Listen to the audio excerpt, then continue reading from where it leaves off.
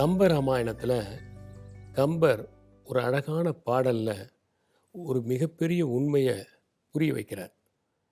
புகையடை தென்னின் அங்கு பொங்கணல் உண்டென்றென்னும் மிகையுடை துலகம் அப்படின்னு ஒரு வரி. இப்போ எங்கேயாவது புகஞ்சதுன்னு வச்சுக்கோங்க, உடனே இந்த உலகம் என்ன சொல்லுவோன்னா அங்கே பெரிய நெருப்பு இருக்குது அப்படின்னு சொல்லுவோம். மிகையுடை துலகம் சாதாரணமான ஒரு சின்ன புகை, அது ஒரு சின்ன ஒரு காகிதம் கூட பற்றி இருக்கலாம், அதில் ஒரு சின்ன ஓலை பற்றி இருக்கலாம், அதில் ஒரு சின்ன துணி பற்றி இருக்கலாம். ஆனால் உலகம் என்ன சொல்லுன்னா அந்த புகையை பார்த்துட்டு அங்கே பெருசாக நெருப்பு எரியுது அப்படின்னு மிகையுடை துலகம், அதை எக்ஸாஜரேட் பண்ணி சொல்லுங்கிறார். இதுதான் உலகம். இப்போ சாதாரண ஒரு சம்பவத்துக்கு கண்ணும் காதும் மூக்கும் வச்சு அதை பிரம்மாண்டப்படுத்துறது உலகத்தினுடைய இயல்பு. இன்றைக்கி இல்லை, 1000 ஆண்டுகளுக்கு முன்னாடியே கம்பர் அதை ஃபீல் பண்ணி எழுதியிருக்கிறார். சாதாரணமாகவே மனித மனம் கற்பனைகளை விரும்புது. 2 பேர் ஒரு பெஞ்சில் உட்காந்துருக்காங்கன்னு வச்சுக்கோங்க, பெஞ்சில் உட்காந்துருக்கிறது மட்டும்தான் உண்மை. இதிலிருந்து என்ன நீங்கள் தெரிஞ்சுக்கிறீங்கன்னு யாரையாவது கேட்டால் அவங்க 1001 கதை அதுக்கு சொல்லுவாங்க.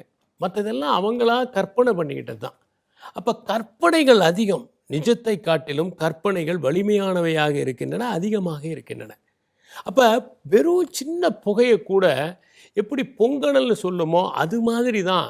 அதனால் இந்த உலகத்துக்கு நம்ம ஜாக்கிரதையாக இருக்கணும். அப்போ என்ன சொல்ல வர்றாரு கம்பன், இந்த சின்ன புகை கூட வராமல் பார்த்துக்கணும்.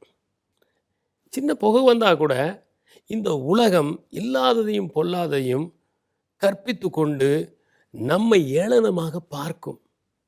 ஏன்னா இந்த உலகத்தினுடைய நேச்சரே எக்ஸாஜரேஷன் தான். ஏன்னா எக்ஸாஜரேஷனுங்கிறது த வே ஆஃப் லைஃப் மாதிரி ஆகிப்போச்சு. எக்ஸாஜரேஷன் கொஞ்சம் சுவாரஸ்யமாக இருக்குல்ல. உண்மையை காட்டிலும் மிகைப்படுத்துதல் சுவாரஸ்யமாக இருக்கிறது. ஒரு நன்றி சொல்கிறது கூட ஒரு மின்னலை போல சொல்லணும், அதுதான் உள்ளார்ந்த நன்றி உணர்வு. அதை பிரமாதப்படுத்தி சொன்ன அர்த்தம்னா அவங்க நன்றி உணர்வோடு இருக்க மாட்டாங்கன்னு நம்ம நினச்சிக்கலாம். எதுவெல்லாம் மிகைப்படுத்தப்படுகிறதோ, ஒரு பாராட்டு கூட ஒரு அளவோடு அது அழகாக இருக்கும்.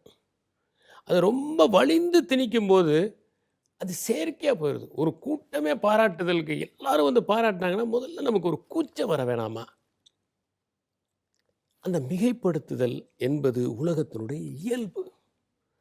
கம்பர் சொல்கிறாரு, இந்த உலகம் ஒரு சாதாரண புகைக்கே பெரிய நெருப்பு இருக்கிறதா கற்பனை பண்ணிக்குது. அப்போ என்ன அர்த்தம்னா அந்த சின்ன புகை கூட வராமல் வாழ வேண்டியது நம்முடைய பொறுப்பு. யாராவது ஒரு சான்ஸ் கிடைச்சா அது இல்லாததையும் பொல்லாதையும் சொல்லுவாங்க. ஏன்னா உலகத்தில் 2 விதமான லை இருக்குது.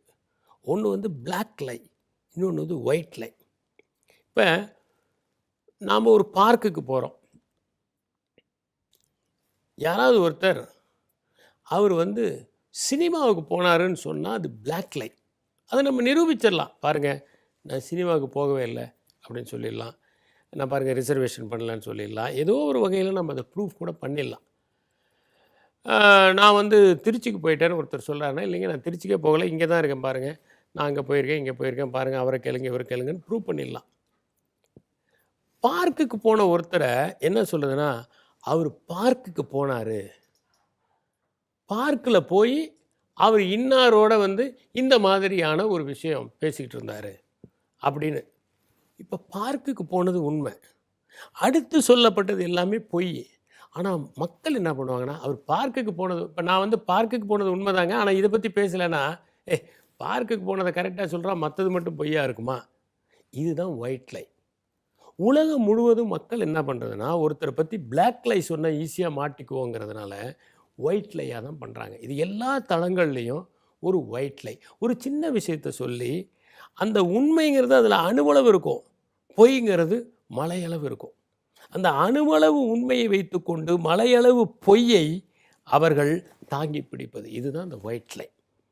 அதனால் அவர் சொல்கிற மாதிரி இந்த ஒயிட் லைக்கான பாசிபிலிட்டி, புகை இருக்குது, ஆனால் அது பொங்கணல் உண்டென்றென்னும் மிகைனா அது என்னன்னாக்கா அந்த ஒயிட் லையாக மாற்றிடுவாங்க. அப்போ என்னன்னா அதற்கான காரணமே இல்லாமல் வாழ்வது, சிறிதளவும் இடம் கொடுக்காமல் நேர்மையாக வாழ்வது, உண்மையாக வாழ்வது. அப்போதுதான் இந்த உலகம் மிகைப்படுத்துவதிலிருந்து நாம் தப்பிக்க முடியும்.